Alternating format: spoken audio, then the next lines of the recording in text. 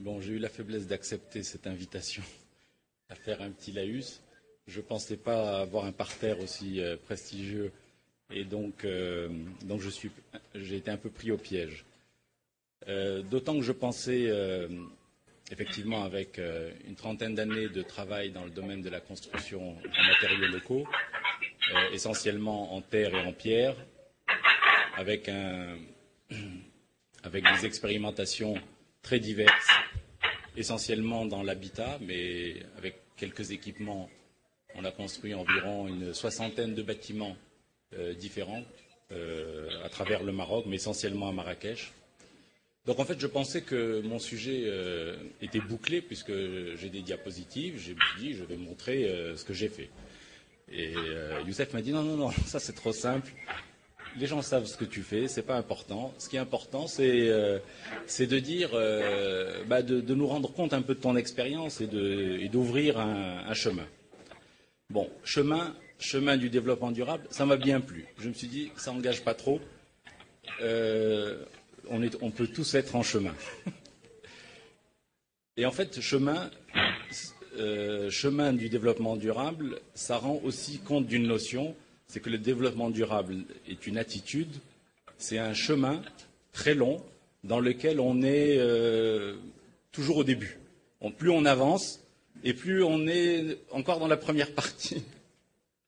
Ceci pour dire que, en fait, j'ai fait du développement durable sans le savoir, pendant longtemps. Parce que le développement durable, c'est un mot, j'ai commencé à travailler à 30 ans, c'est un mot qui quand même, enfin en tout cas la faveur des médias pour ce mot est récente. Une dizaine d'années, maintenant il y a même une surdose, on va dire, dans les médias à propos de développement durable, ou de construction durable, de bio, de green. Alors, moi je veux m'adresser un petit peu aux promoteurs, aux bâtisseurs, parce que moi mon métier c'est architecte. Je connais la maison de l'intérieur.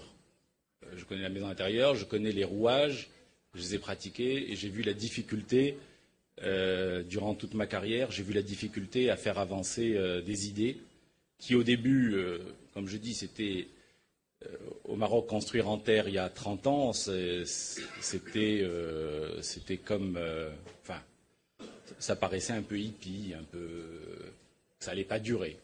C'était une expérience de Parisien. Et finalement, l'expérience a montré que ça a pu durer. Et aujourd'hui, on peut se poser la question, comment ça peut exister de manière plus générale.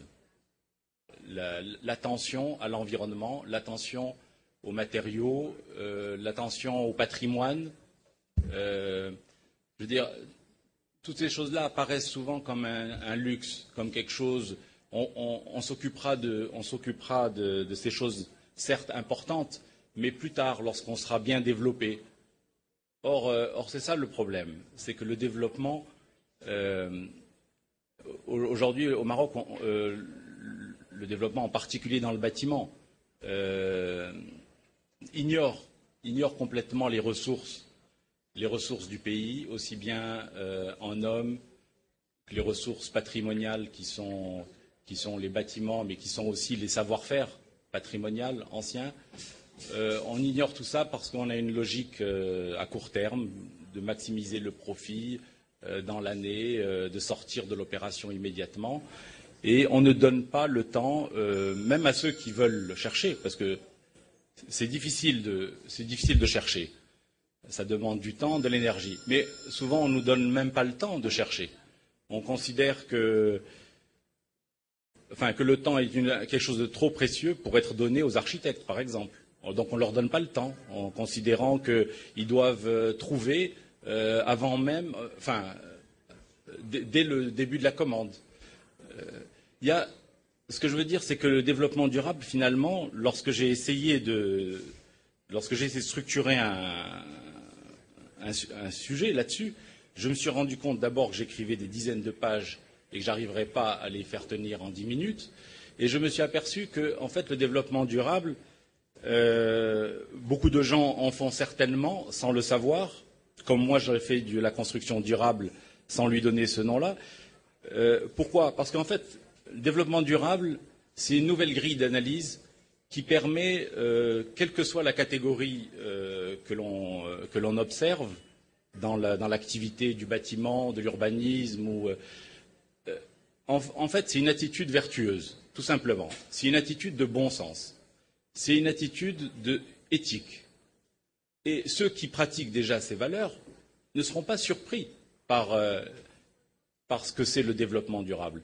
Le développement durable, c'est croire qu'on peut chercher aujourd'hui, avec ce qu'on a, qu'on peut produire pour l'avenir, pas pour l'avenir de demain, pour l'avenir du surlendemain. Cette attitude de se projeter dans l'avenir, ça veut dire pas forcément pour soi, mais peut-être pour ses enfants ou pour ses concitoyens. Juste cette attitude-là, c'est un changement de paradigme énorme. On fait tout différemment à partir du moment où on se pose les questions de cette manière. Et je pourrais vous donner quelques exemples, parce que c'est bien d'avoir quelques exemples sous les yeux. Je ne vais pas vous parler des progrès de l'environnement, enfin de la green technology, qui est un pan énorme de développement de la science et de la technique aujourd'hui. C'est probablement le secteur qui avance le plus vite. Dans l'énergie, dans l'eau, je ne vais pas en parler parce que sur Internet, il suffit de taper développement et on a des milliers de pages qui s'affichent. Donc il y a beaucoup d'informations là-dessus. Donc à la limite, ce n'est pas mon propos d'en parler. Ce que je veux montrer, c'est vraiment revenir à l'attitude qui, elle, peut produire énormément d'effets simplement par un changement de... Les promoteurs, aujourd'hui même au Maroc, savent que le green fait vent. Donc, parfois ils l'abordent, mais avec un côté un peu vendeur, quoi. Alors qu'évidemment, c'est pas comme ça qu'il faut le prendre. C'est un investissement sincère. Actuellement, je travaille pour le groupe OCP à Ben Guerir pour l'université, la nouvelle université. Et l'OCP, c'est simple, a fixé la barre très haut, certification LEED, qui est la certification américaine. Il aurait pu choisir la certification HQE, qui est la certification française, ou Mid-Orange suisse. Il a choisi la certification américaine, LEED. Ça veut dire qu'aujourd'hui, le développement, ce n'est pas un label qu'on peut s'approprier facilement en mettant green sur la fiche.